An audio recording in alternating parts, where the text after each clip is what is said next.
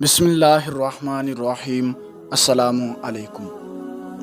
حضرت انس بن مالک رضی اللہ تعالی عنہ سے مروی ہے کہ نبی کریم صلی اللہ تعالی علیہ وآلہ وسلم نے فرمایا، جب کسی شخص کو بخار ہو جائے تو اس پر سحری کے وقت 3 دن تک ٹھنڈا پانی ڈالا جائے۔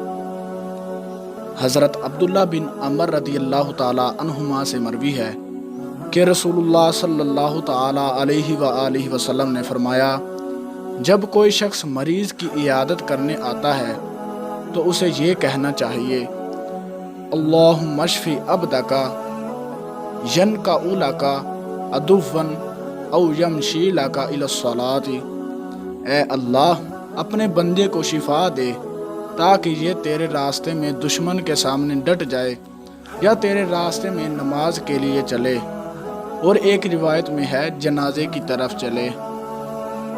حضرت عائشہ رضی اللہ تعالی عنہ سے مروی ہے کہ نبی کریم صلی اللہ تعالی علیہ وآلہ وسلم نے فرمایا، جب مومن بیمار ہوتا ہے تو اللہ تبارک و تعالی اسے گناہوں سے اس طرح صاف کر دیتا ہے جس طرح بٹی لوہے کا میل صاف کر دیتی ہے۔